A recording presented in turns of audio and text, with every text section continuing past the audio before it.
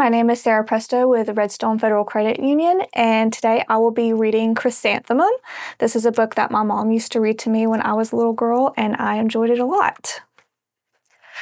The day she was born was the happiest day in her parents' lives. "She's perfect," said her mother. "Absolutely," said her father. And she was. She was absolutely perfect.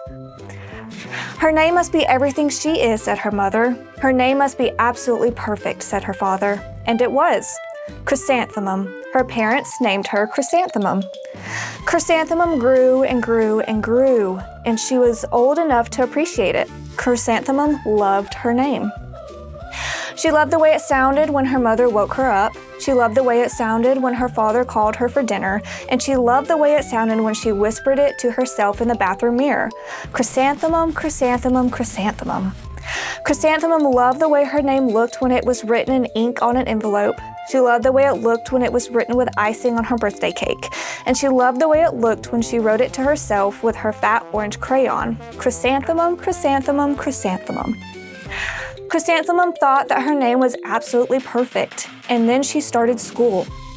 On her first day, Chrysanthemum wore her sunniest dress and her brightest smile. She ran all the way. "Hooray," said Chrysanthemum, "school!" But when Mrs. Chud took roll call, everyone giggled upon hearing Chrysanthemum's name. "It's so long," said Joe. "It scarcely fits her name tag," said Rita, pointing. "I'm named after my grandmother," said Victoria. "You're named after a flower." Chrysanthemum wilted. She did not think her name was absolutely perfect. She thought it was absolutely dreadful. The rest of the day was not much better. During nap time, Victoria raised her hand and informed Mrs. Chud that Chrysanthemum's name was spelled with 13 letters. "That's exactly half as many letters as there is in the entire alphabet," Victoria explained. "Thank you for sharing that with us, Victoria," said Mrs. Chud. "Now put your head down." "If I had a name like yours, I'd change it," Victoria said. As the students lined up to go home, "I wish I could," thought Chrysanthemum miserably.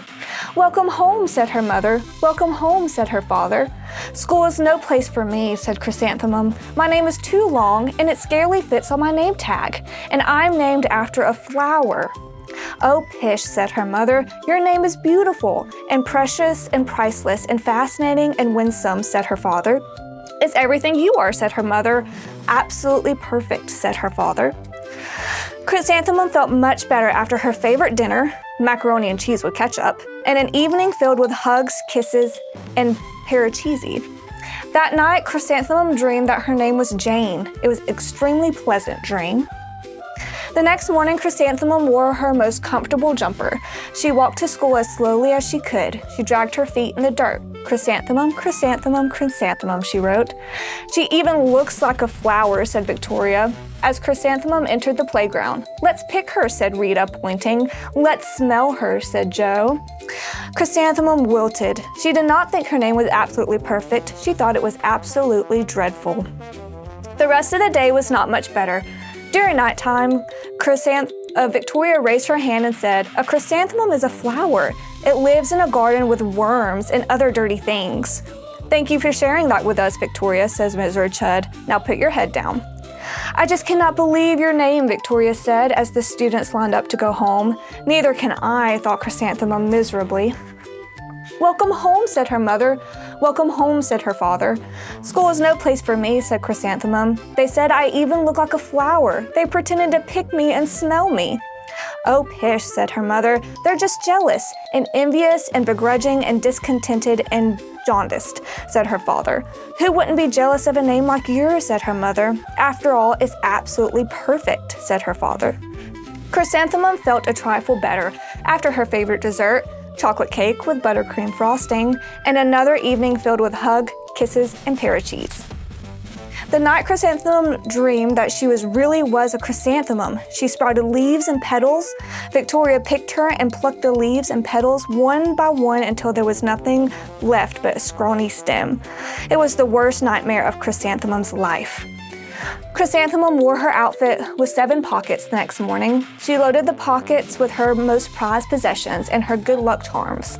Chrysanthemum took the longest route possible to school. She stopped and stared at every flower. "Chrysanthemum, chrysanthemum, chrysanthemum," the flowers seemed to say.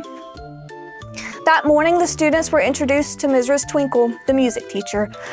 Her voice was like something out of a dream, as was everything else about her. The students were speechless. They thought Mrs. Twinkle was an indescribable wonder.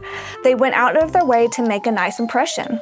Mrs. Twinkle led the students in scales, and then she assigned roles for the class musical. Victoria was chosen as the dainty fairy queen. Rita was chosen as the spiffy butterfly princess. Joe was chosen as the all-important pixie messenger, and Chrysanthemum was chosen as a daisy. Chrysanthemum's a daisy, chrysanthemum's a daisy. Joe, Rita, and Victoria chanted, thinking it was wildly funny. Chrysanthemum wilted. She did not think her name was absolutely perfect. She thought it was absolutely dreadful. "What's so humorous?" asked Mrs. Twinkle. Chrysanthemum was the answer. "Her name is so long," said Joe. "It scarcely fits on her name tag," said Rita, pointing.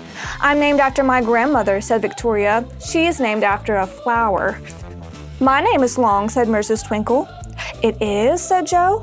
"My name would scarcely fit on a name tag," said Mrs. Twinkle. "It would," said Rita, pointing. "And," said Mrs. Twinkle, "I'm named after a flower, too." "You are?" said Victoria. "Yes," said Mrs. Twinkle. "My name is Delphinium Twinkle. And if my baby is a girl, I'm considering Chrysanthemum as a name. I think it's absolutely perfect." Chrysanthemum would scarcely believe her ears. She blushed, she beamed, she bloomed. Chrysanthemum, chrysanthemum, chrysanthemum. Joe, Rita, and Victoria looked at Chrysanthemum longingly. "Call me Marigold," said Joe. "I'm Carnation," said Rita, pointing. "My name is Lily of the Valley," said Victoria. Chrysanthemum did not think her name was absolutely perfect. She knew it. Thank you. Have a good night and sweet dreams.